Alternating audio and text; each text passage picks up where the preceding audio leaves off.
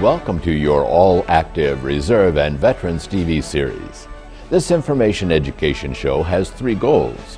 Tell who military veterans are, share about all organizations, auxiliaries, their programs and officers at all levels, and tell about memorials in all the cities we serve in this network.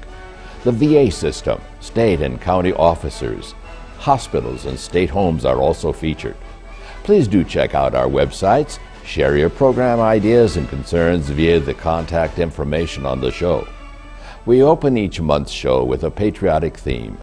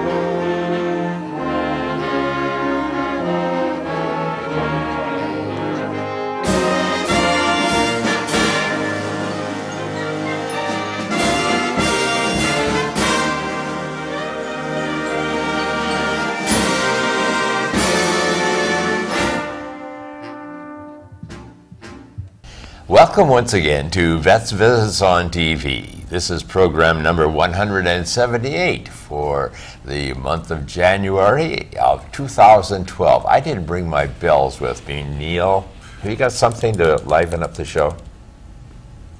Happy New Year! Let's start over.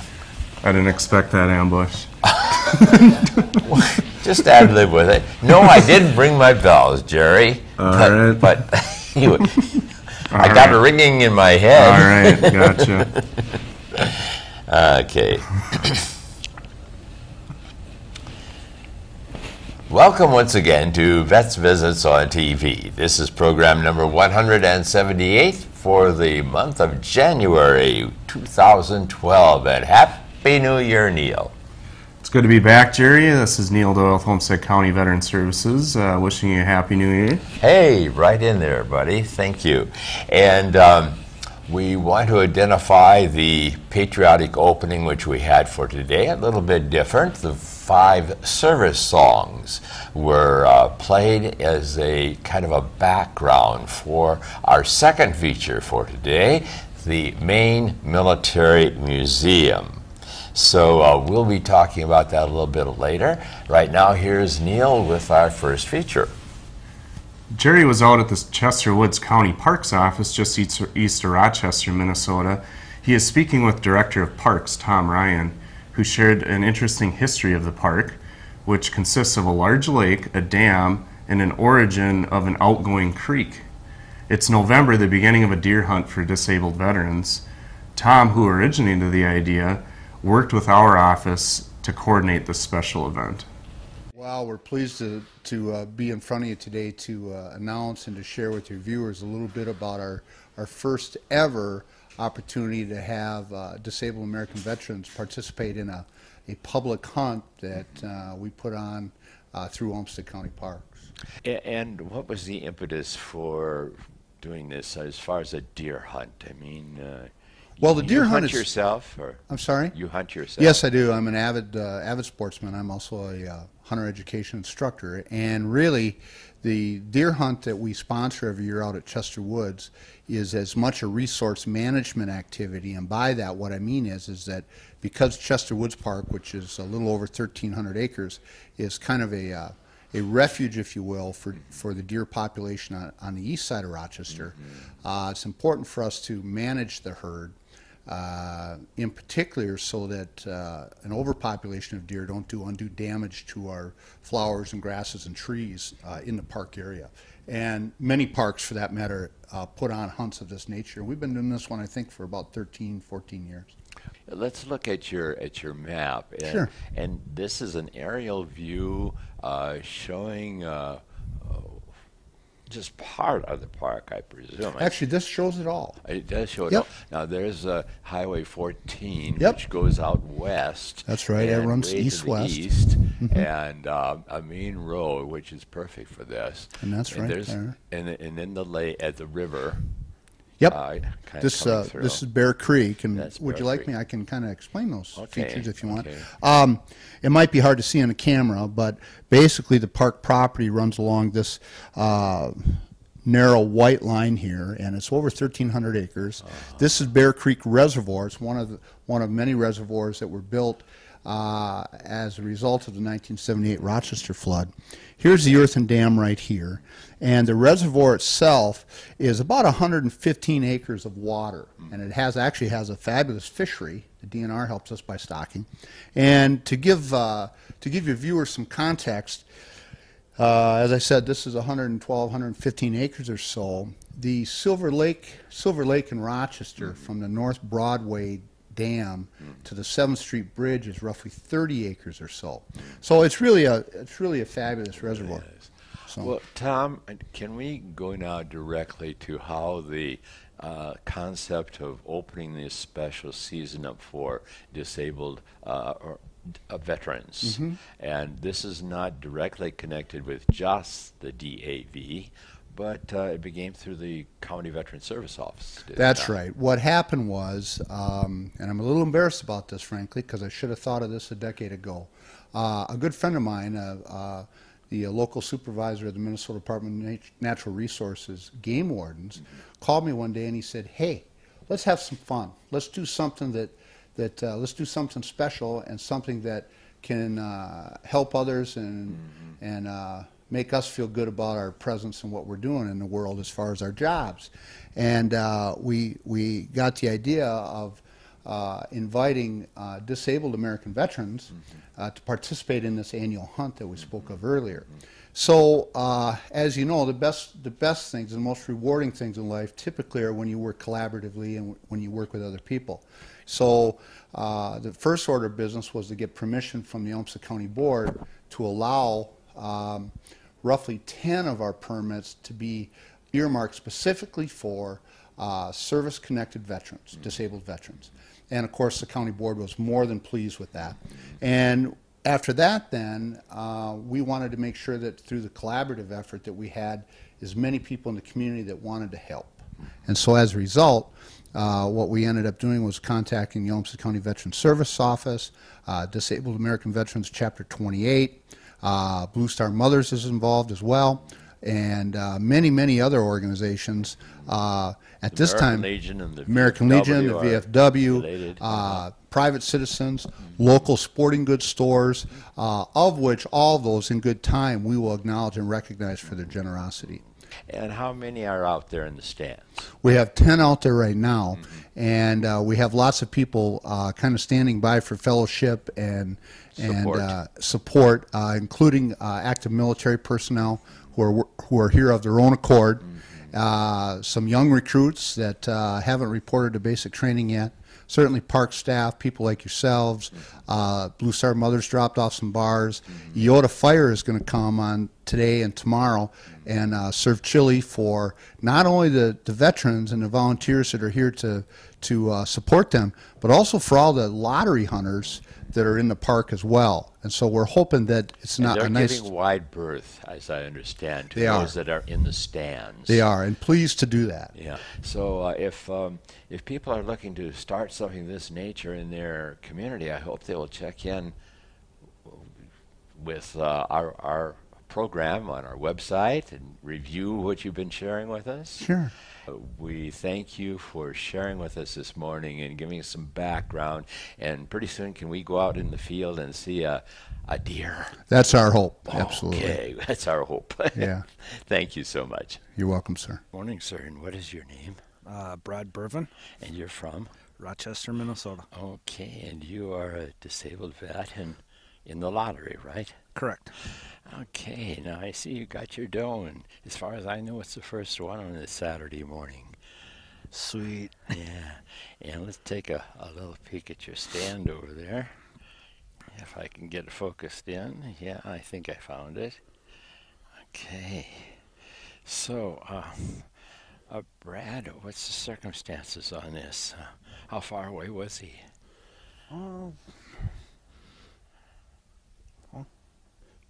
About 45 yards, so. Okay. Good one shot, one kill. Yes, I see that one shot there, just behind the neck. Yep. Good spot. Didn't have to track it, nothing. You what? Didn't have to track it, nothing. Right. So now, is this a yearling or older, do you think? Maybe 1 year? I'd say so. Yeah. What's the next step? We'll gut it here, then we'll go back and register it and have a feast on backstraps tonight. A feast on what?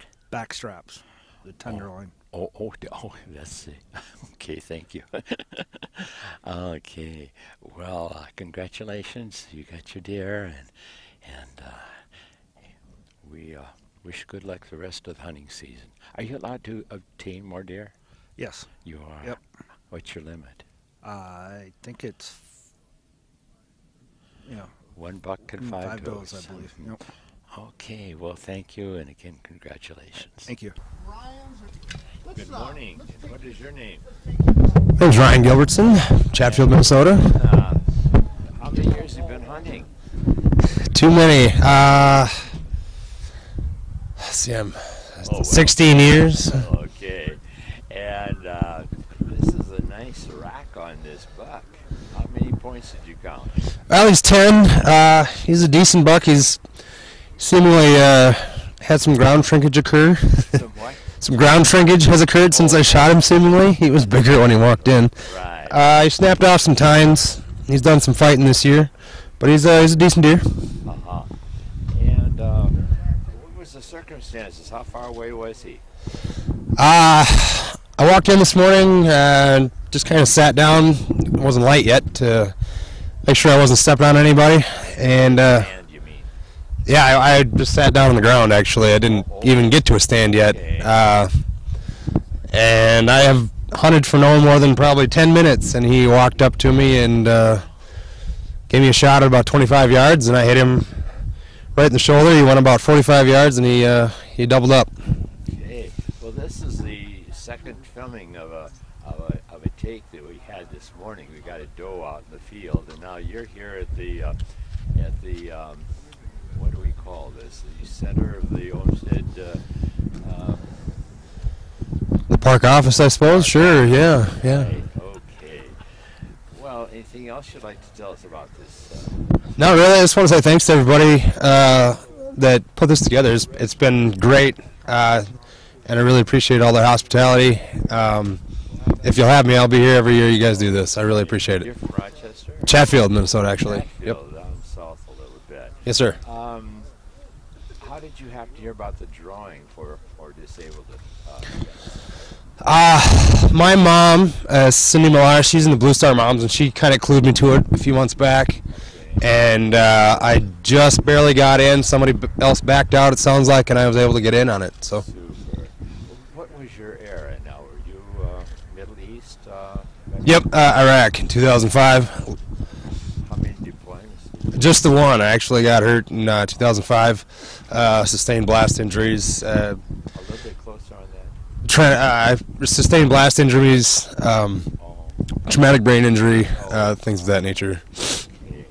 Well, we're glad you made it back and recovering in spirit and got yourself a job. Yes, sir. I work at Mayo. Yep. Good. And you work at Mayo, which is for the rest of our network. It's the big employer. That's correct. Mayo Clinic. Right. Okay. Thank you so much for talking to us on Vets Visits. Thank you. Appreciate it.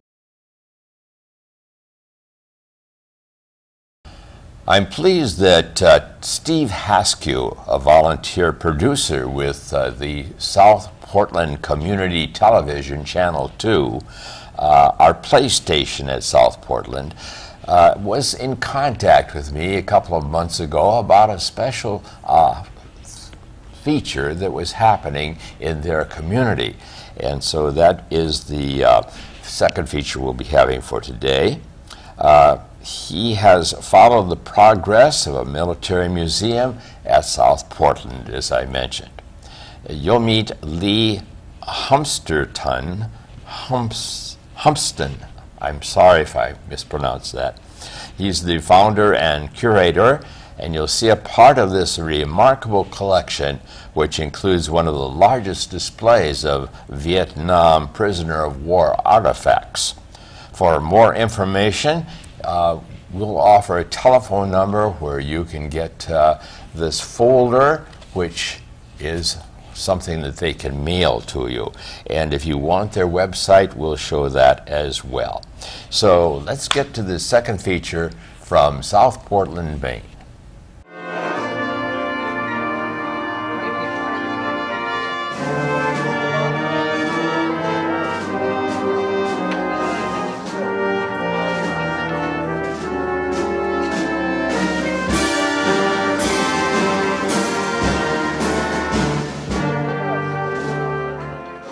My name is Rene Michaud, and I was in the 102nd Infantry Division, and I was in the artillery part of it in the 102nd Sea Battery, and we landed at Normandy after the invasion. We were given the task to deliver all kinds of equipment to the front lines on the Red Ball Express. After that, we became a unit that proceeded to the front lines. At my age, I'm not very good at explaining, but At least I'm trying. Presently, we're exploring this beautiful museum. It's a real comfort to see all what these people have done to remember everything that happened, and I really appreciate it. And I want to thank each and everyone here for being so nice. Thank you. Thank you so much.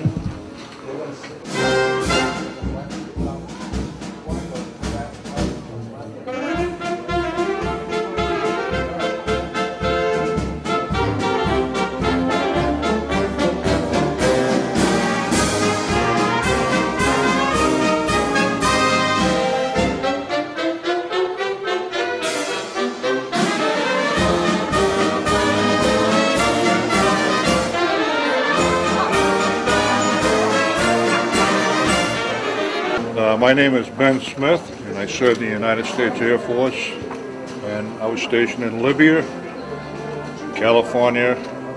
I got out and I joined the Air Guard, and so on. I'm a military collector. I collect Civil War artifacts. And what we're looking here at right now is a 9th Maine. It's a pennant for one of the Maine flags.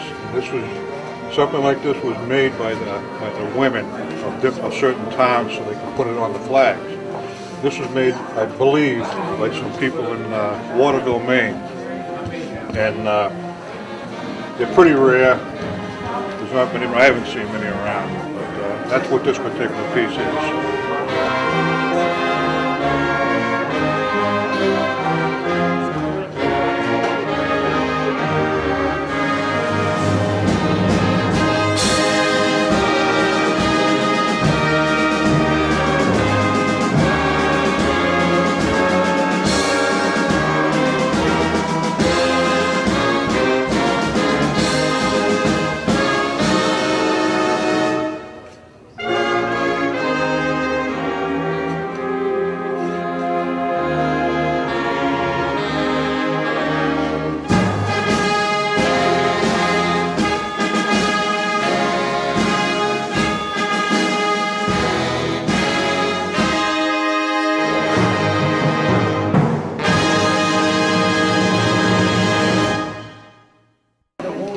I would like you to meet a very special man, the governor of the state of Maine, and the First Lady, and his mother. This is Governor LePage.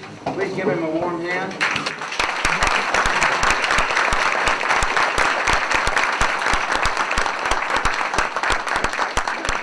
This is turning out a little different than I planned, but it's fun. It's the way it's supposed to be, and I welcome all of you.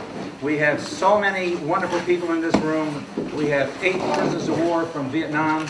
We have several from World War II, a lot of World War II veterans, some very wonderful people from this state, and you'll get to meet them as you walk around. If I had the time, I'd introduce everybody, but I want to thank, before I have the governor speak, I want to thank one person that means more to me than anything in this world and has done more for me, and that's my wife, Maureen.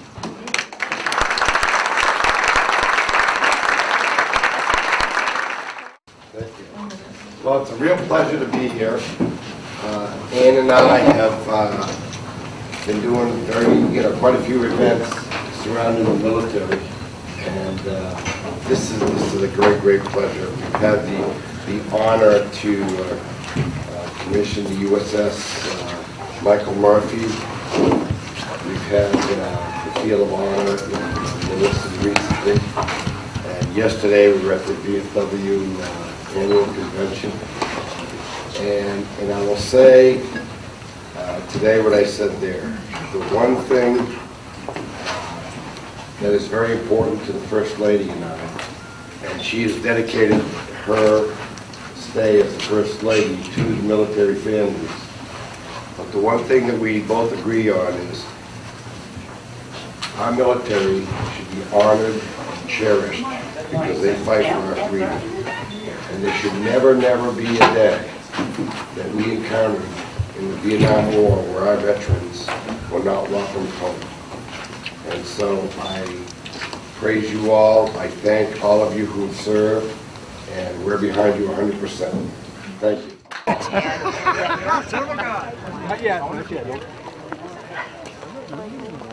This is just the official opening of the Maine Military Museum and Learning Center. Done. Done. Thank you. Now you can come back in.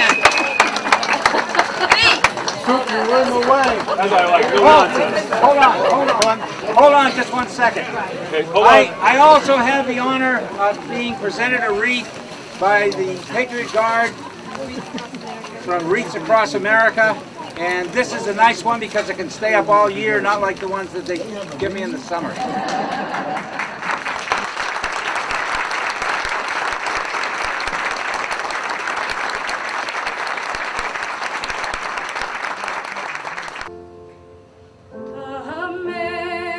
Amazing grace, how sweet the sound that saved a wretch like me.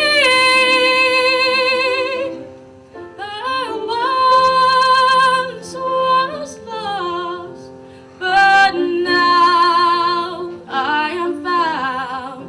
Was blind, but now I see.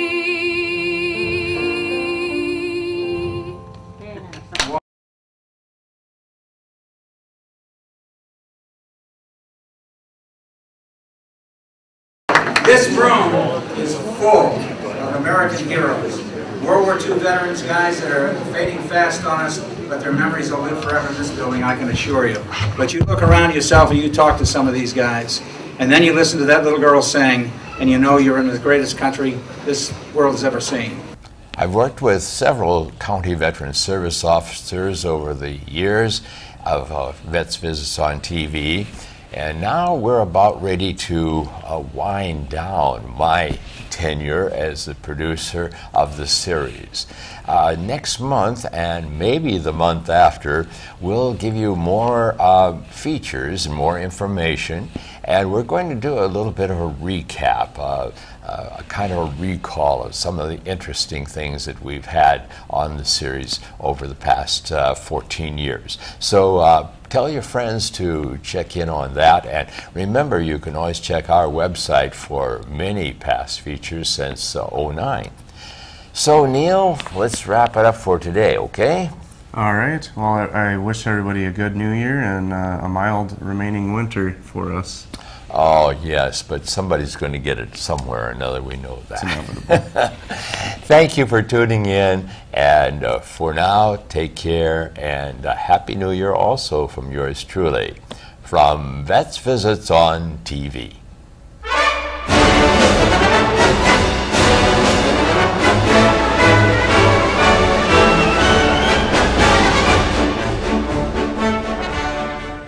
Thank you for joining us for this month's show, seen in over 350 communities for over 3,500 half-hour periods. Our websites have additional information about the show and are updated bi-monthly. To contact us, you are welcome to use one of these electronic methods. For all ground mail with questions, suggestions for future programs, you may use this address. Our IRS nonprofit status is 501c3, Information Education. The Minnesota Commissioner of VA and these state-level organizations believe in and endorse Vets Visits. Join us next time, won't you, for Vets Visits on TV.